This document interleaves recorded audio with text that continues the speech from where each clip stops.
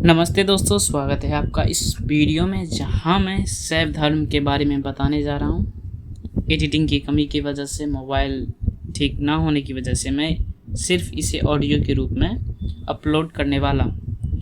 तो शुरू करते हैं बिना किसी देरी के। शैव धर्म भगवान शिव की पूजा करने वालों को शैव एवं शिव के संबंधित धर्म को शैव धर्म कहा गया है। शिवलिंग उपासना का प्रारंभ पुरातात्विक साक्ष्य हड़प्पा संस्कृति के अवशेषों से मिलता है। और अगली बात बोले तो ऋग्वेद में शिव के लिए रुद्र नामक देवता का उल्लेख है।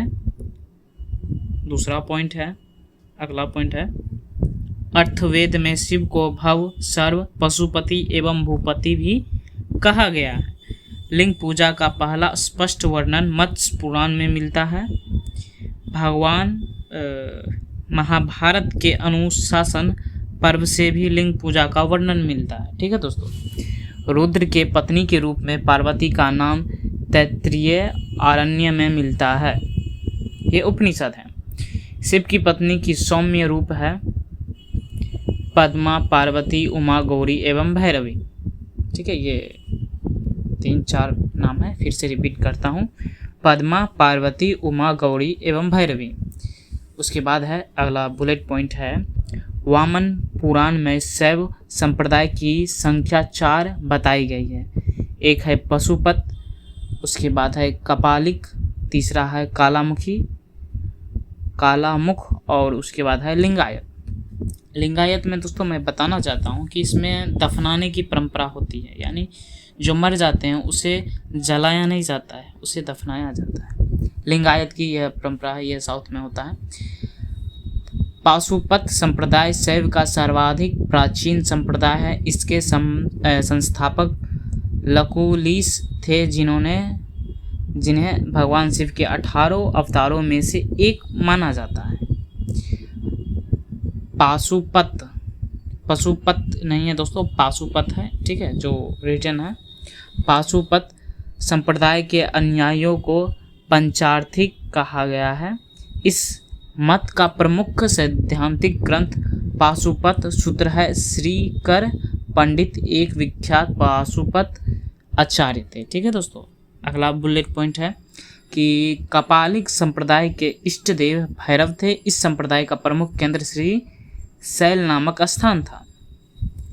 कालामुख संप्रदाय के अनुयायियों को शिव पुराण में महावर्त धर कहा गया है। इस संप्रदाय के लोग नर कपाल में ही भोजन, जल तथा सुरापान करते हैं और साथ ही अपने शरीर पर चिता की भस्म मलते हैं। ठीक है, तो ये अघोरी कह सकते हैं। कालामुख संप्रदाय जो कहा गया है इसमें लिखित है।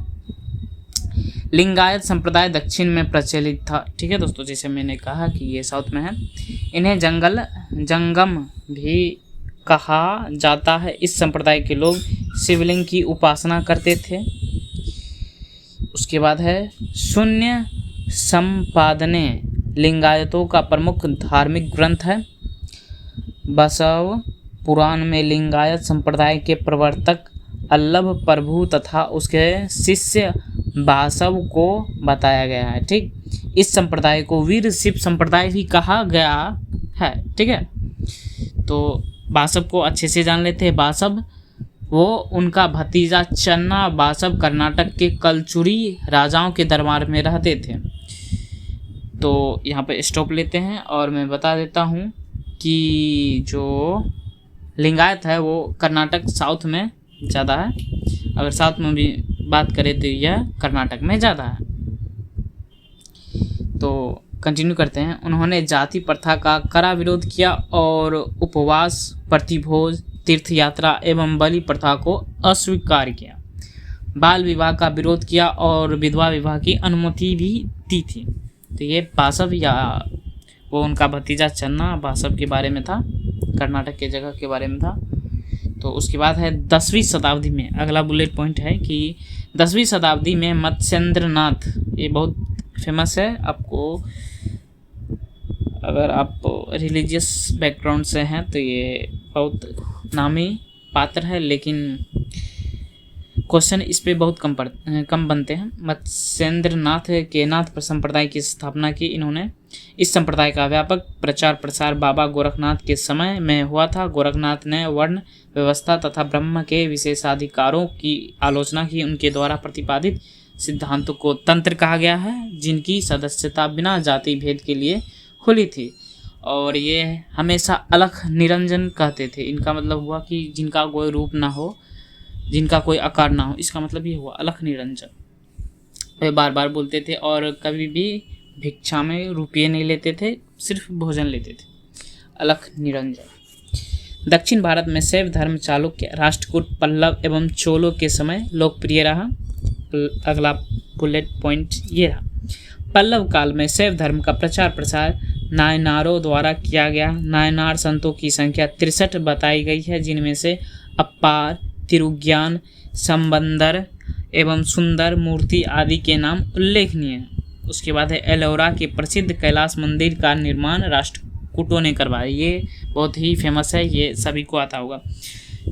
चोल शासक राज प्रथम ने तंजौर में प्रसिद्ध राजराजेश्वरी शैव मंदिर का निर्माण करवाया, जिन्होंने बृहदेश्वर मंदिर के नाम से भी जाना जाता है, जिसे बृहदेश्वर नाम से भी जाना जाता है और राजराजेश्वर शैव मंदिर के नाम से भी जाना जाता है।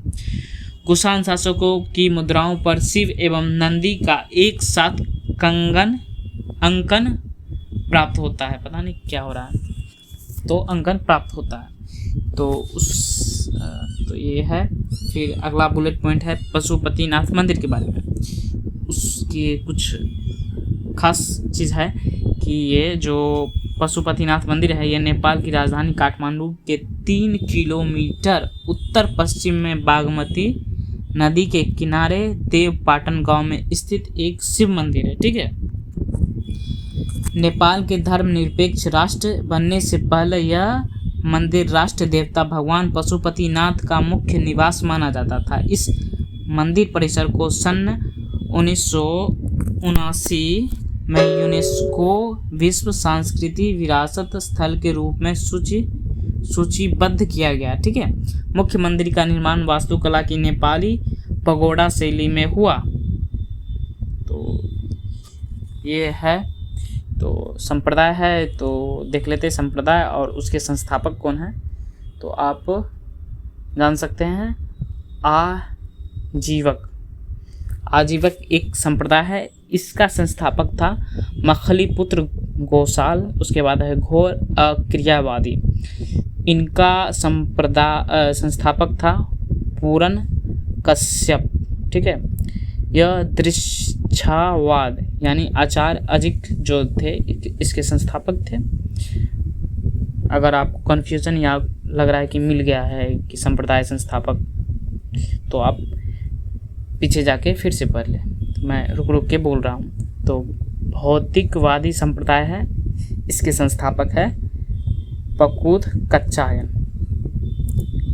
इसके बाद है संप्रदाय अनिश्चयवादी।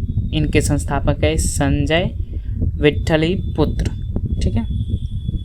तो ये सब रहे कुछ शैव धर्म के बारे में। यहाँ तक बने रहने के लिए धन्यवाद।